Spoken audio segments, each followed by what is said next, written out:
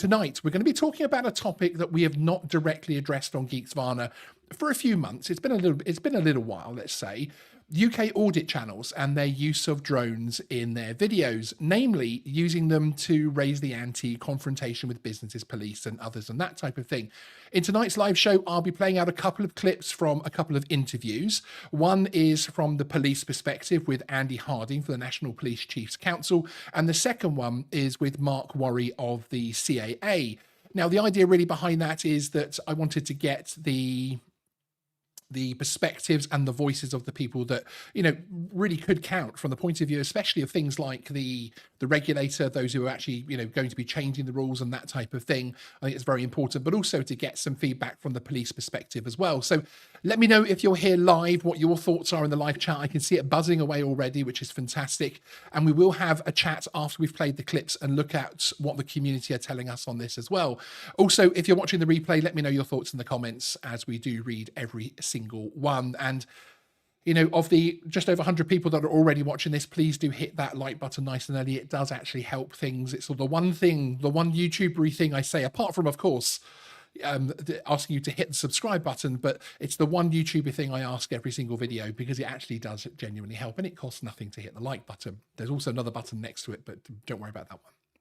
So the reason it's come up now is because you, our audience, have actually been talking about audit channels and their potential impact on the use of drones in the UK again. This actually came up in the comments to the various videos we released around the CAA Call For Input, which of course is the precursor to the upcoming large-scale public consultation on UK drone regulations. Many comments asked if some of the changes were actually related to the activity of audit channels using drones. Some comments outright blamed some of the changes on them as well. So during my recent sit down with Mark Worry from the UK CAA, we discussed audit channels and how much they are on the radar of the UK regulator at the moment. So I think it'll be interesting to hear from their perspective exactly what's happening. And let's have a listen to this clip first. We got a lot of comments from people that felt like things like privacy that came up and flying over private property, etc.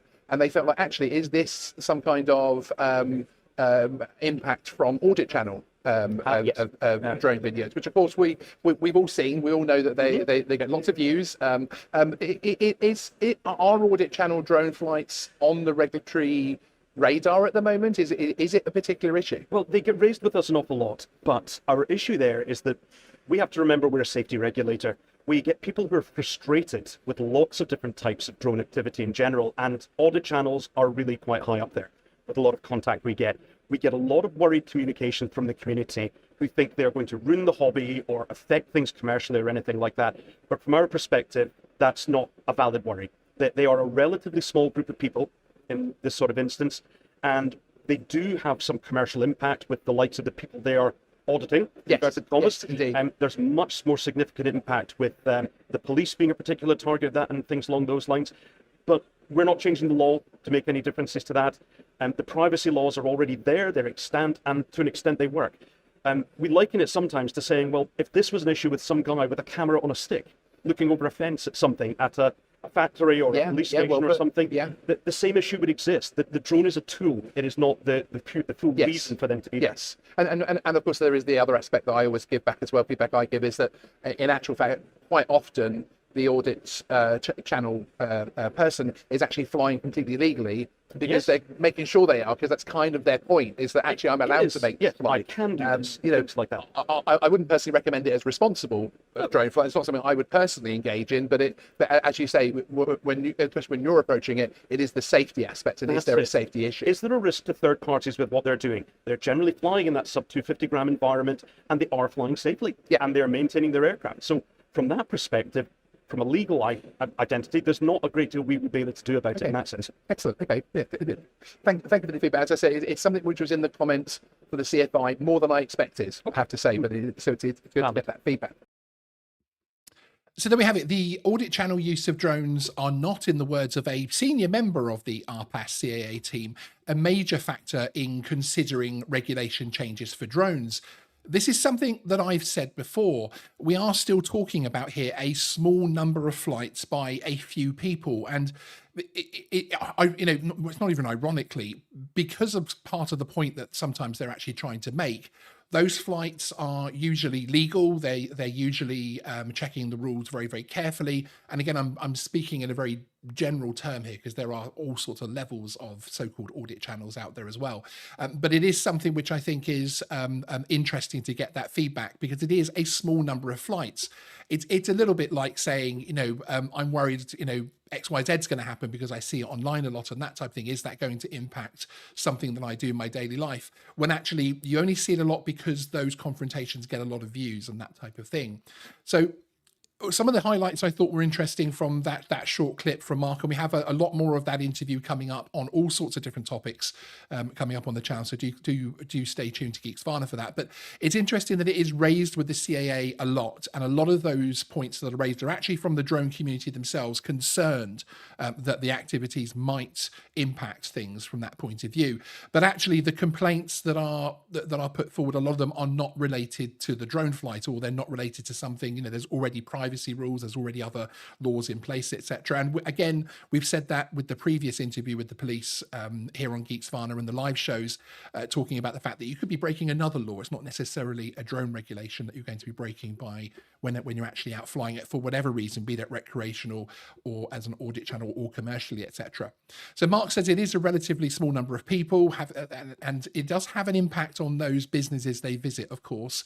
And he did liken it to a guy with a stick. I did see in the chat there, DJ Audit's talking about a visit to the CAA HQ with a selfie stick. I think that might be a good idea.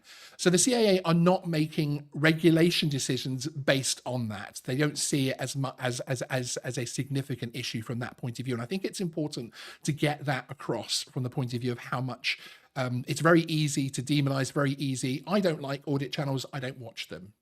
As simple as that. To me, it's a form of entertainment, and I'll give some more of my personal views in a little bit after the second clip. But to me, you just don't have to watch it. But it isn't going to have the impact from that point of view. Now, Mark did also talk about it being a much larger issue for police. And in an interview recorded with Andy Harding, the full interview is coming up on the channel soon, who runs the counter drone team for the National Police Chiefs Council. We discussed audit channels. This is my second major interview with him at some length. And this is a longer clip, but it's well worth it in terms of getting the perspective in terms of the police on this. And I think there's some interesting nuances here, because I'm seeing attitudes change and evolve as well. So enjoy this clip. It's obviously been a while since our first interview, and time has passed, the situation has evolved. If you were to look at YouTube, it feels like there's a major issue there with people flying drones over police stations, over private properties and things, and lots of confrontations happening in that side of things. Where does the audit problem sit in terms of your work in the NPCC counter drones team, and in terms of, do you see it as a big problem? Do you see it as something that needs addressing, or where do you see the key point? So I don't have the scale of the problem, to be fair. What I do see concerns me greatly. And the reason why it concerns me greatly is because it seems like a very cheap way of trying to make people look silly, to try to demean people. And I'm not sure the word audit is actually being, done to the true definition. Yeah. Because it all seems to follow a very same route every time. Yes. As we've sort of discussed in the margins, before, an audit would be everything, cars staying still, or line up or whatever. Yeah. All these things to follow. I'm gonna, fly drone over, and I'm gonna upset as many people as possible, and then I'm gonna see what happens. So, by the very nature of the word, they're not auditing. They're actually part of the issue and the problem. The issue relates to the fact that it's happening reasonably regularly. It's usually there is a negative outcome in whatever way that is, and policing as a whole just seems to be tolerating it at the moment rather than doing anything else. So I'm looking at it at the moment, and a lot of the reasons why I'm looking at it is because I want to know what the scale of the problem is. I want to know what the outcomes actually are. I want to know a little bit of not just the history, but I want to know what's happening after to the people that are involved in it. Because I do know that this has had, quite a severe impact on people's mental health, for example. So I need to understand what this is. And as I go through my processes and my reviews of it all now, I will start to build a picture up. And I'm hoping that in a not too distant future, I might have some answers as to what it's all about and what we're going to actually do about it as well. As I say, and all the chiefs and certainly the chiefs that I work for, there's absolutely no problem with being transparent. There's absolutely no problem with people holding us to account. We get that and we understand that. But there's ways of doing it, and sometimes some of these things don't appear to be doing it in the most effective way, for example. So perhaps, I don't know, there might be some dialogue in the future with these people, I don't know, but I'm certainly looking at it at the moment. Okay, so one of the sort of standard responses that we get from the audience is that, well, if the police officer wasn't trying to stop legal activity and wasn't infringing on their rights to do what they're allowed to do under law, there would be a problem. So surely you can just stick a poster up in the police station and say, if someone flies a drone over this police station, they're allowed to, and X, Y, and Z. Is it that simple? Well, no, it's not, because there are people out there with criminal intent who could almost disguise themselves as auditors, if you like, or people outside who are innocently flying their drone over the police station for whatever reason they would be doing that for. I don't know, but and we've got to understand that does happen. There are situations out there in the past where people who from terrorism backgrounds have actually been carrying out the same activities that auditors carry out, yet their intention was to kill, maim, or blow up. Yes. And we've got to understand that the police officers that perhaps clumsily come along and deal with an auditor have that in the back of their minds. So, there is a balance here to be struck. The other thing as well is that, I'm aware of it, and I'm sure you are as well, that some auditors are turning up to these places dressed, from head to toe in black, covering their identity, and not engaging. So if you can imagine, as a police officer going out of a police station to deal with somebody outside, already you're fearful because you're at a police station, which is an iconic venue, especially for attracting people who may have criminal intent. And then you go out there and you're looking at somebody who is, obviously acting a little bit suspiciously, not communicating with you, trying to avoid you in order to provoke an argument. And at the same time, you can't tell who they are and what have you. Now, I know that's not illegal in its own right, but it builds a picture up, doesn't it? And the thing is, policing is not a game. It's a very serious business at the end of the day. The officers that are out there doing, neighbourhood work and all the rest of it, some people might look at that as being, a lower end of policing. It's not. It is one of the most important parts. But equally, at the same time, you've got people at different stages of policing who are dealing with much, more dangerous areas and what have you. And that whole spectrum of policing is being played out in front of an auditor. With an officer who's got their own experiences, their own views, their own thoughts, their own previous experience in different roles, and they're trying to work out, is this person okay? Are they a danger to me? Yeah. Or are they not?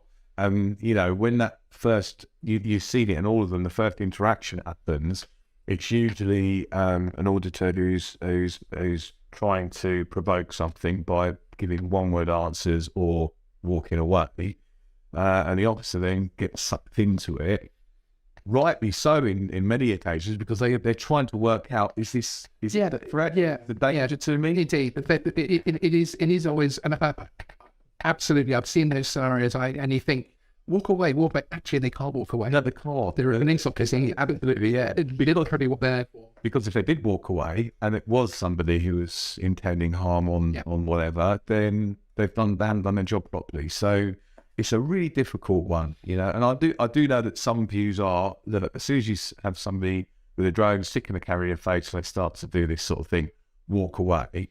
But then what we've got to bear in mind is that there will be people with criminal intent out there who will see that behaviour and think, yes, there you go, that's what I will do now. I will start to go up there and push police away, and then I can go and do whatever I need to do. Yeah. You know, it's just an example, but it's not a game. Yeah. It's a very serious business, and that's what I really need to try to get over. So that's why I need to understand what's going on out there and how it's going on.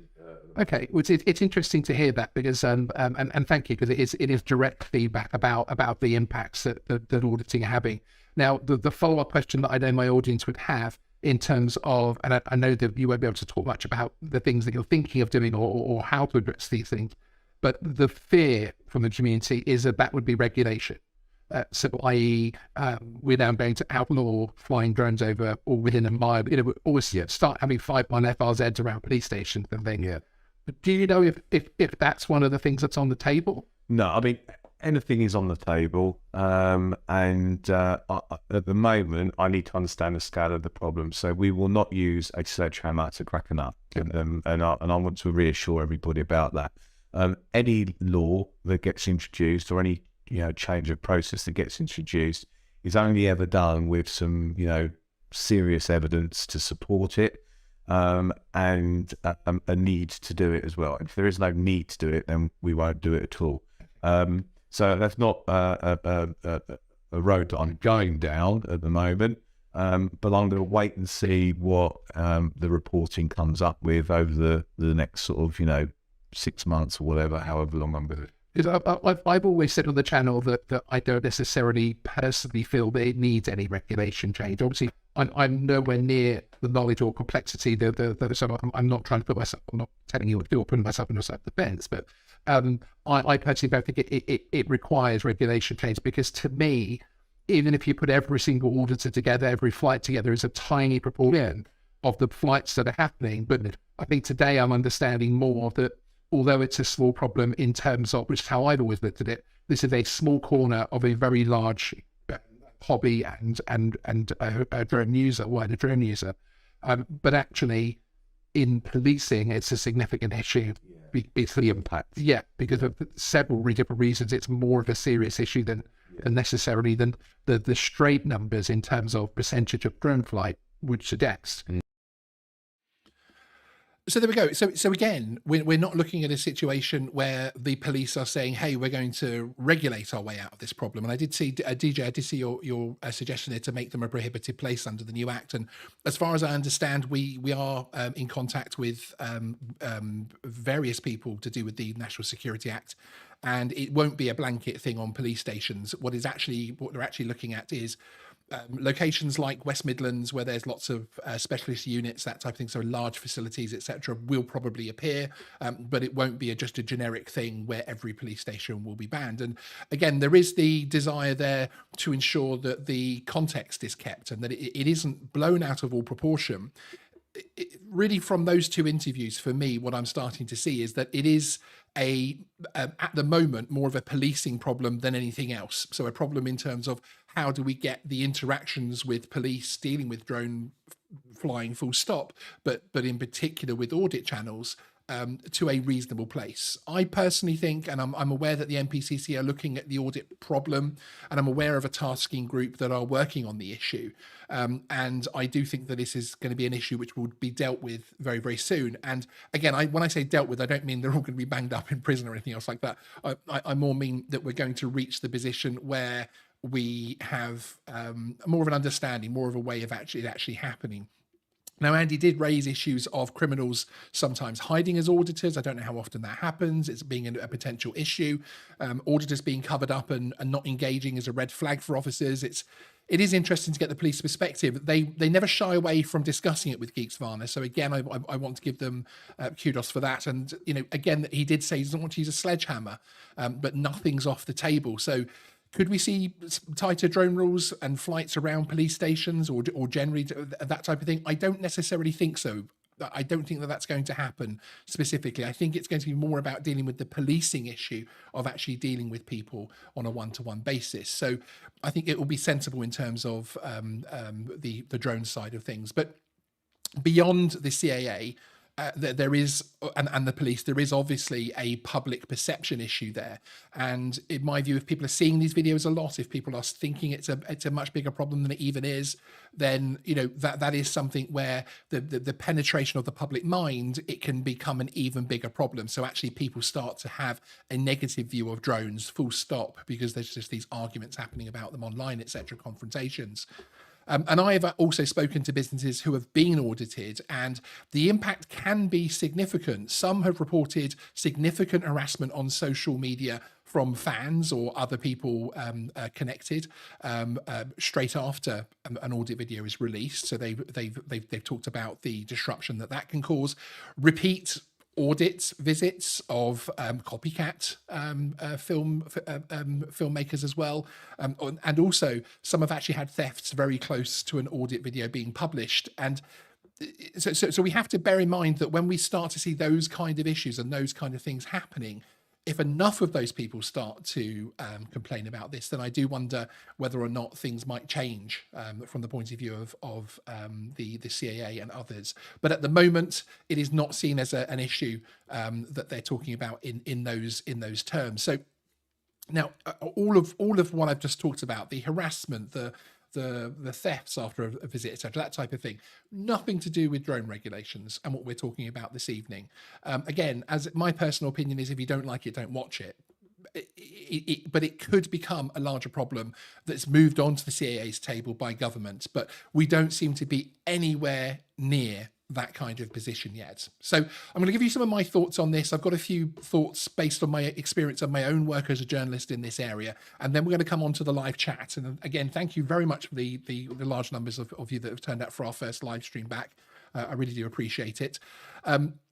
These are really points that I want to make in terms of, again, this is from my personal perspective, really, and this isn't something that I give very much on this particular topic. And the first thing I would say is that as a registered journalist, so as someone who works as a journalist, working hard to try and get these stories, some interviews you see that you think, oh, he's got another interview with the CAA. I've been working on for months to get that person in front of camera and that type of thing. So I personally believe that journalism should be protected at all costs, including citizen journalism. I think it's important. I don't think we can start to have situations where we say, oh, I don't like that guy because, or that because, again, you don't have to watch the content. People don't watch my content, believe it or not, people, but there are people that don't like Geeks Varna out there and Sean Hickey. But I know that comes as a complete shock, but you don't have to watch it. But the basic ethos, the basic principle of journalism is very, very important to me. And I think anybody trying to find something out, anybody that takes the time to go out and find things out, should be protected. So that's my number one fundamental point regarding that. In counter of that slightly is that I do think that 90% of audit videos are focused on entertainment and are sometimes forcing a reaction for views. And I don't know whether or how much of value that has in terms of journalism. So, but that again is just my personal opinion. That again is just my personal take on it, from my own tastes, my own viewing pleasures and that type of thing. There are, of course, when we talk about Audit Channel, and this is something which is a very different thing in the UK to the US, but an Audit Channel here in the UK, I also believe that there are significant levels of difference between audit channels, shall we say.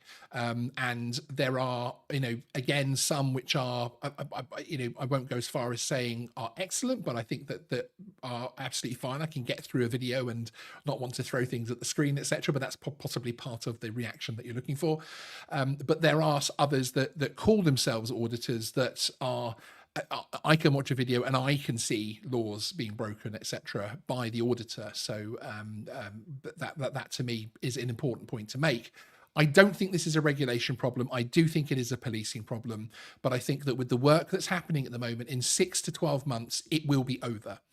I am aware of courses that are being designed and work that's being done. So you can actually go on a course and learn how to deal with an auditor visit, paid for courses that businesses can send their security teams on and that type of thing. And I think that with the national security outfits, the national security organizations, I think those courses will spread quite quickly. So I think in 6 to 12 months, it will be a different issue. I think the auditing will still be around in the context that it is now, but I think it will evolve. I think it will be a slightly different thing. There's also now the first application for somebody to be placed within the policing college that will actually help form the training and the knowledge of new recruits that are going out there regarding drones, etc. So I think it is a time versus tech evolve thing, basically. So that's again based on my personal opinion.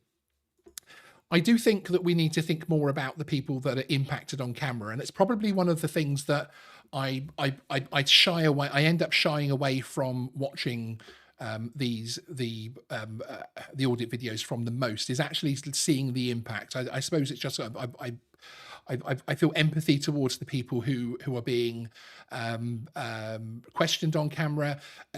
In very few occurrences are the people that are being sort of questioned on camera those that have any power or responsibility, and I think that it to me feels a little bit like everyone's fighting down in the trenches when there are much greater problems in this country that we need to resolve, and we need to all come together to try and resolve those. But again, that's just a very small snapshot into my personal views on it, as I did promise to give that this evening as well. But overall, I don't think it is the problem that we think it might be.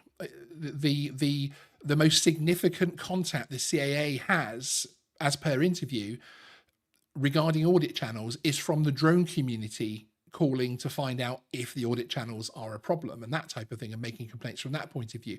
So it's something that I think we should keep a very close eye on, both from the point of view of ensuring that we keep our freedoms and that we do protect journalism at all costs, but also not obsess from the point of view of thinking it might bring about restrictions as well, because we are talking about a small number of flights. We're talking about a potentially small number there.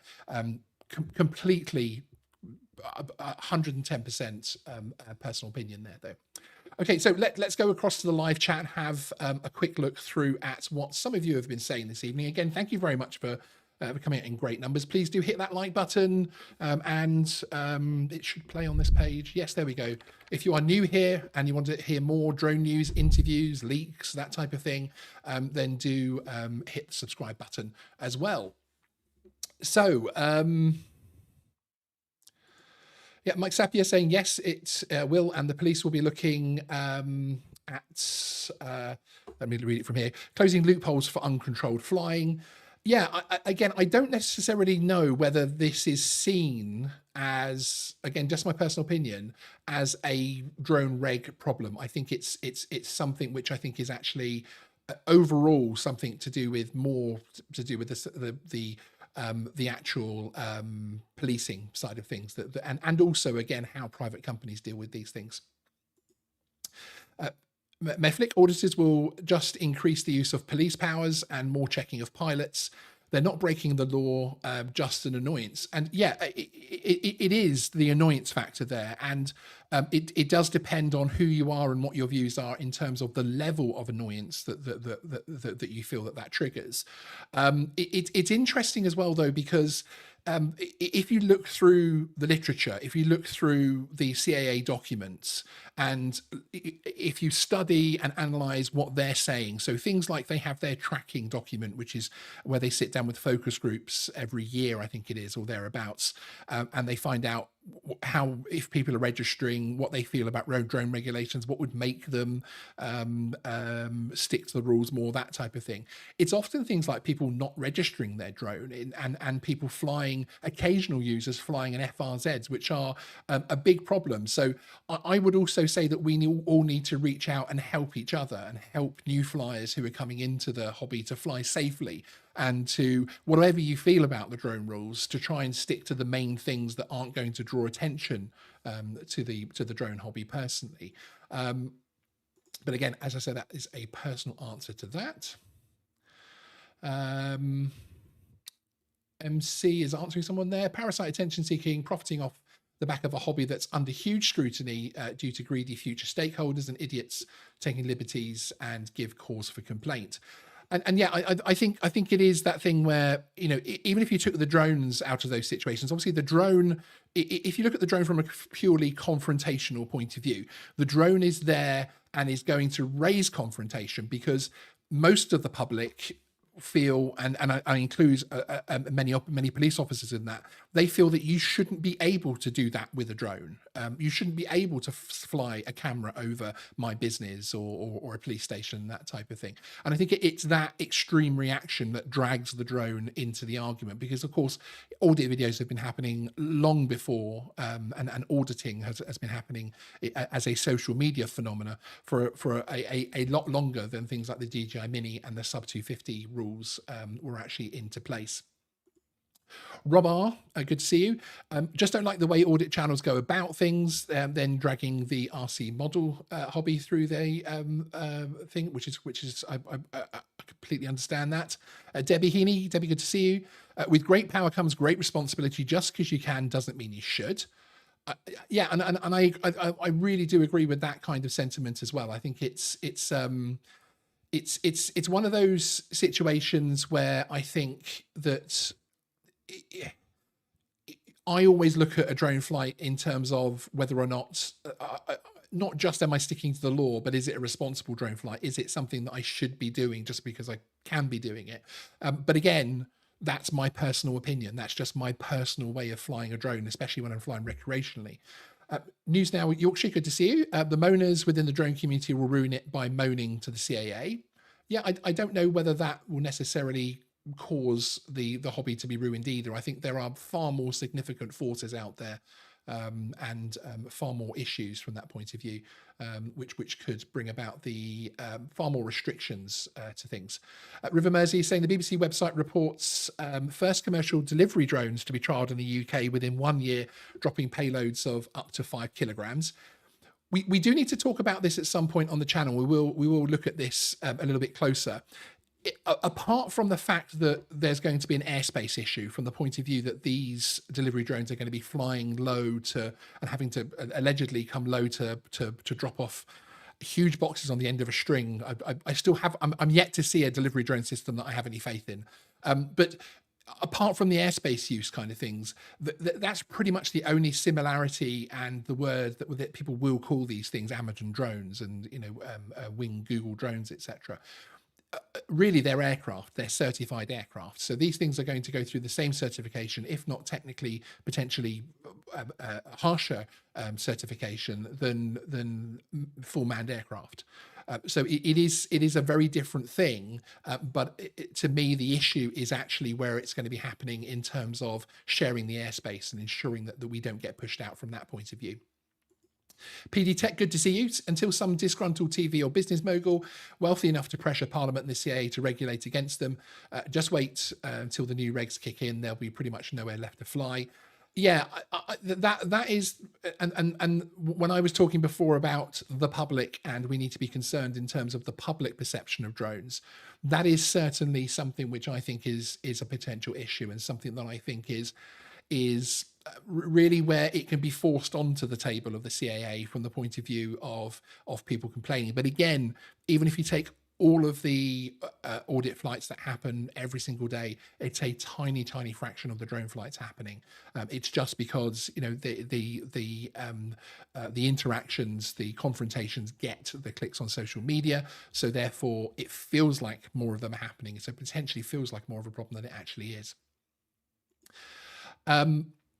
Chris Hall, I think it's fair to say there are two groups. One goes out of their way to use drones to annoy people, and the other does everything that they can not to. Yeah, and I do agree with you from that point of view, Chris. I think that's a fair point. I think that and you absolutely cannot deny that, because some of these audit channel videos that I do watch, the ones that I have watched, especially ones that have been sent to me to say, hey Sean, what do you think about this, from viewers, etc. although I've stopped even looking at those more recently. I look at it and I think, well, the drone flight itself is adding no value. So, but it is there to create the confrontation. Again, no issue with that. If it's legal drone flight, whatever reason you're flying for is up to you if it's legal. But yeah, I do agree that there is the different sections there. XJet, good to see you making a comment there on YouTube vastly improving the platform. I think you're possibly being sarcastic. I'll have a look at that one later. Out and about with David saying, I've been out taking pics at 20 to 100 meters. I get questions. What am I doing? Most of the time, good outcome. Yeah, and I get the same thing. You know, I fly all sizes and shapes of aircraft for all types of reasons, basically from recreational through to commercial. And we do get a lot of approaches, especially when flying commercially, because we're making ourselves very, very visible in terms of who is actually flying it. But it is something which most of the time has a very, very good outcome. But I've had, you know, people questioning, and even some of the good outcomes are people walking away a little bit, I'm not sure I'm particularly happy with this. So Big Man Mountain Biker, I can't understand why people are frustrated for someone doing what he's allowed to do. Rules haven't been broken. It shouldn't be a problem. I'm getting the same responses with my photography business. Yeah, it's a good point, Big Man, because and as someone with a photography business that's not just aerial related, as I think you are saying, it is something which has happened for a very long time with cameras in public. You will get a lot of vloggers, you will get a lot of professional photographers that when they're going to a job, so let's say they're getting some wedding photos at Kew Gardens or something like that, they'll think very, very carefully about the rig that they actually decide to take with them, mainly because they are concerned actually about the public reaction to it, basically. So they'll take a smaller rig, they'll take a smaller gimbal, etc. So they just don't look like they're a camera crew, that type of thing. So, and I've had that feedback from a lot of people. Up next, XJet. Auditors abuse the powers granted them by law, but the police would never do that. So it's totally unfair of them to audit. Yeah, and there you have the circle, don't you? You really do have that circle that repeats. And next up, John Burns. Just because you're allowed to do something doesn't actually mean you should. I do agree with that personally, but not everybody does. Yeah, and I CJ photography, yeah, and that is something I was discussing in terms of the defamation of character, the personal, the brand damage. Yeah, I mean, again, that's not a drone issue to me. So yes, I think you could sit, and personally, I think there would be fairly simple ways to deal with things in terms of audit channels, etc. But I think a lot of those are dealt with knowledge. A lot of those are dealt with knowing what you can and can't do in terms of the business. And you know, but again, I don't watch enough of the content to be enough of an expert to go too far down that route. But yeah, I understand completely where you're coming from. My Sky Shots audit channels are bleeping it up for the rest of us who follow the law and are considerate of others. I can understand how you feel. A lot of people do feel that way. John Burns, one of our regulars. Hi, John. Good to see you. They're not auditing anything, though. If anything, it's a deliberate attempt at winding people up. So we've got a very mixed reaction, and that is very much the reaction. Lots of people in the chat supportive. Lots of people in the chat sort of feeling like, actually, I don't like this. And you know, the wonderful thing is we live in a country where we're able to at the moment exercise that 100% to say, look, you know, I don't like that, so I won't watch it, or I'm not going to interact with that, etc. Now obviously we do have some situations where some people are unable to choose whether they're going to interact or not, and I think that is something which is something which needs more work. And you know, I personally feel sorry for somebody. I wouldn't like to be audited myself. I pretty much know how to handle it, I think, so bring it on. But it isn't something that it's something that I think is something which divides people, and I think the chat shows that today. But certainly in terms of the question that we're trying to answer today, no. Audit channels at the moment where we stand, they are not about to bring about a large amount of restrictive regulations that are going to penalize the rest of hobby flyers. I would say the opposite. We as a hobby need to look at things and act as responsibly as we possibly can. I'm not saying you have to follow rules or anything else like that. I'm not preaching, but we need to support each other. We need to help each other to fly as responsibly and safely as possible, and not give them the excuses. Essentially, that really is where I come from on it. Let me bring this one up here very quickly. Stuart, video review, saying what auditors are doing with drones is not a drone issue, it's an auditor issue. So if so, I agree with you. But even a fringe group can have a disproportionate effect. 100% agree. Yeah, and that's the issue. If we get constant and businesses talking about this, and I have seen it in 2 different trade magazines. I've had 2 trade magazines sent to me from other industries. One was a security one, and I think, what was the other one? Was it the oxygen industry or something? Or it's amazing what there are monthly and quarterly publications for out there with the different industries. But the letters to editors section of those 2 had people that had auditors approach them, and they'd had very, very bad experiences. I have no idea who they were or who the auditors were, and obviously it's a one-sided view because it's the letter they're putting in. But yes, 100%, there is that disproportionate effect that it can have, and that does concern me at the moment in terms of speaking to the police, in terms of speaking to the CAA at policy setting levels, as we do here on Geeksvana. There is not enough of an impact there that it alone is going to impact things in terms of future regulations. And I think that if, let's say a police officer came out of the police station that knew the drone rules for whatever reason and was 100% not 100% savvy, but at least had the information to fall back on, and the audit channel was flying legally and safely, then it's no longer a drone problem. And I think that situation will be reached sooner than later. Personally, I think that is something which is will be achieved because, again, especially with the sub 250 gram side of things, I think it will be simplified. If anything, you could argue if the CAA come through, and I realize, saying if a regulator will come through with a promise and a target is a hard thing to sometimes put forward. But if the CAA do manage to come forward and they do manage to set a situation where they can simplify the drone regulations, the rest of the hobby regulations, to the point where the sub 250 are so simple, we could actually end up with a situation where it will be very simple to understand drone rules for most people. I still think that you should be able to get the drone rules down to an A4 piece of paper, an infographic, being able to explain to people this is what you can and can't do with a drone. I don't think it should be any more complex in the open category for hobbyists, recreational flyers, than that. I think if it's over that 1-page infographic, I think it's becoming too complicated, basically. Again, based on the risk, based on the so-called danger around drones and that type of thing, which is actually relatively low. Bearing in mind, we have another interview coming up, another interview clip coming up on a video which will be released this week, where the CAA talk about whether or not they're going to be making changes to the sub 250 route. And a small spoiler, they seem very, very happy with the risk side of things with the sub 250 and how people are flying. And it doesn't seem that there's a strong appetite for that, but I'll play the full interview clip during that show or video once we deal with that. So there we have it. That is this evening's show. I want to thank everybody for coming out. I really, really do appreciate it. It's always an interesting topic to cover.